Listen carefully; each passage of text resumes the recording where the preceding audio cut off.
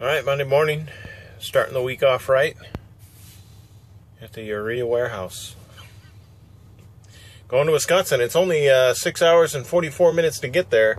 So based on the time I'm going to load, they stop, I think their hours end at 1500, and I'll get there right after that. So it's going to be kind of a short day. We'll see.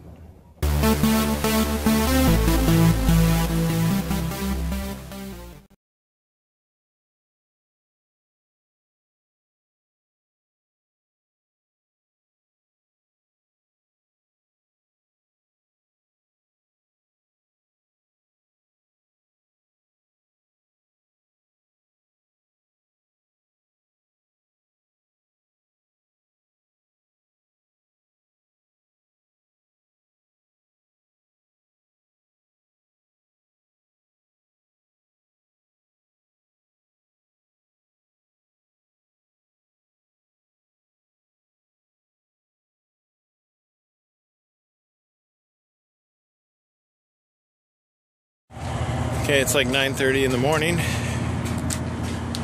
I just left my tarp job and feed store, and I got a blown tire.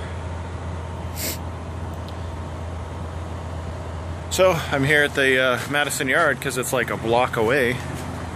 Did a breakdown to notify everybody. I should be getting a call. My phone's about ready to die because I forgot my phone charger at home, so I'll have to improvise with something else in my truck. So let's see how well this day goes. Well, I'm still here. Excuse me. It's 11:28 and still waiting, but that's okay. I should be getting breakdown pay since it's during my drive hours. But anyway, I thought of a question somebody had about the EPU and how it works. Well, let me show you. See, keys off. Okay, my EPU is working. That's it.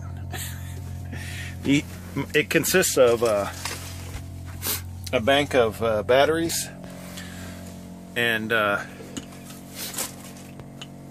that's about it. There's nothing to turn on. There is a inverter, but I think you have that for even the motorized system. I don't know. I've never dealt with that. But there is an inverter, and you just got to make sure that's turned on, and it powers so you have regular plugs. You also have 12-volt outlets, and there's some other plugs, but oops, disco lighting. All right, let's see if it focuses.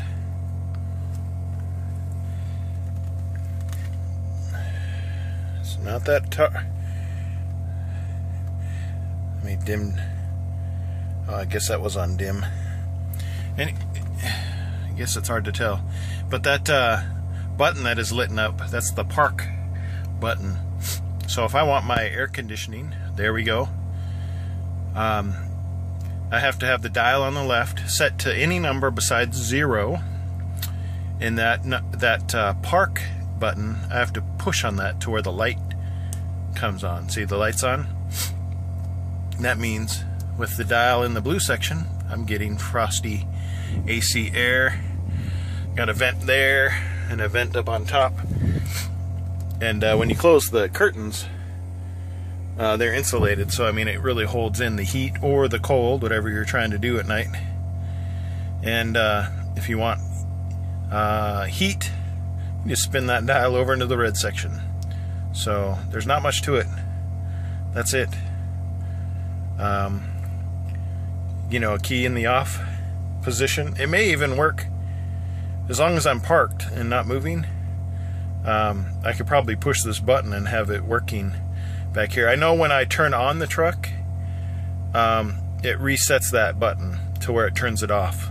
So when I've driven and then come back to my bunk, I have to re-push the park button to activate my heating or cooling in the back of the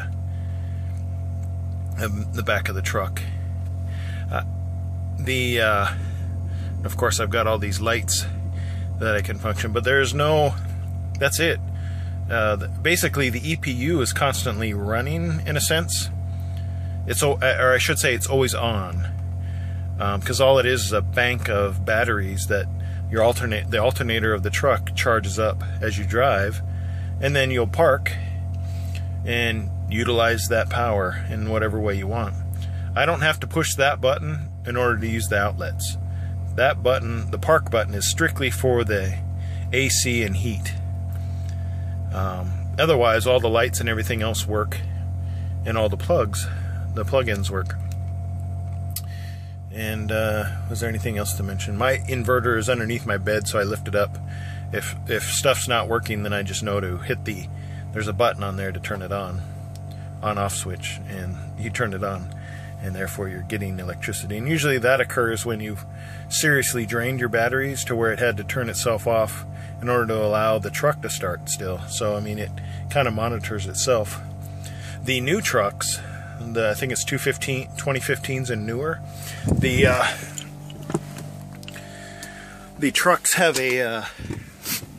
there's directions up on the visor, but you can turn, I can't remember what it's called, it's like standby mode or something like that, where you turn the key to the auxiliary mode, I want to say. My trainer had this truck and I can't remember how it's done, but anyway, you turn the key to like auxiliary, and then you just, you know, you turn the truck on and just let it run, and there's a button you push to activate it, and basically the truck after like 2 minutes is going to shut itself off. And it's basically in this mode to where when your power gets low enough, if you're parked over the weekend or whatnot, and it feels like, hey, I need to charge up the system, it automatically turns the truck on, and then once it's charged up enough, the truck turns off. If I were to lose power because it's trying to conserve it, I would, in this older truck, I would actually have to turn the truck on myself to charge up the system. But that's about it. I think that answers that question. Later. So it's 10:56 on the 18th of May, and I'm still at the Maverick facility. They have a couple trucks ahead of me. Figure as long as I can get out of here by noon, I'll make it to the Cosigny tonight. They supposedly have parking, so I don't know, we'll see what happens. I'm gonna sneeze.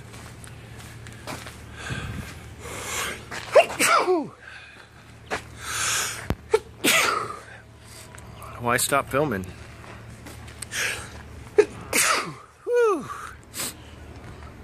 So anyway, you got video of, I actually finagled my gear up to where you can see me tarping this wonderful load of feed urea. It's my second time at this location. It's got a strange smell in the air. And you can actually taste the air there, and I don't know if that's a good thing. Anyway, you can see how I kind of tuck these are my steel tarps, and I tuck the excess and flap it under. It's kind of like wrapping a present. Goes together really well, and then I pin down the corners. That one right there, and I do it on both sides so it keeps the those things tight. Once I actually pin those corners, and then as you saw in the video, I was pulling the tarp tight, and then I did the same thing on the other tarp, rolled it out, pin the two corners, get up there and pull it tight, and then strap it all down. It's like dominoes, and keeps it on there nice and well. There was a loose patch on top of the load, which I noticed. So I got up there and did a repair.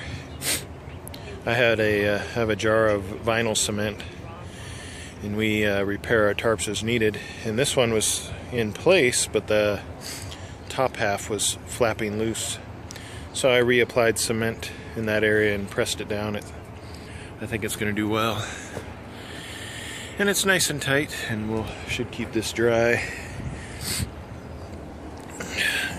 it down here and use my 3 points of contact here. There we go.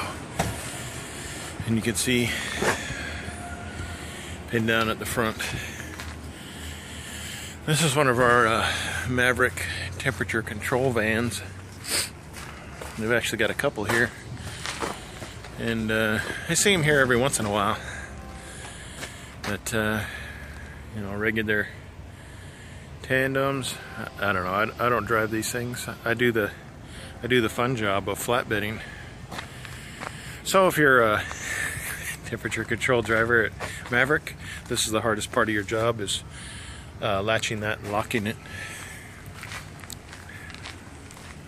We also have some glass trailers over here.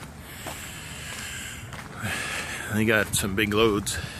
You can see how they're required to use rope on the corners, because any type of bungees on those areas would can damage the product underneath, and that stuff's expensive, so they get to do it up with rope. A lot of times though, their loads are pre-tarped, so they just show up and unstrap a little bit to make sure everything's secure underneath the way it's supposed to be. At least that's what I'm told.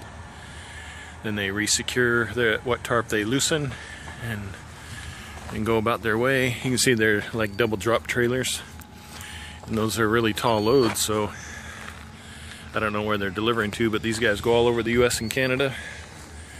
Flatbeds, they go all over the US. I don't necessarily, because I'm in a regional division. I'm not in the US division. And that enables me to get home every weekend, and that's my priority. If my priority was to make more money, I would stay out longer. Because even in the regional division, they have a macro saying, hey, do you want to stay out longer? You know, they give us that opportunity to make more money. Because if you're willing to stay out over the weekend, that's an extra 800 miles guaranteed minimum. Plus you go to more exciting places, I think, farther west occasionally.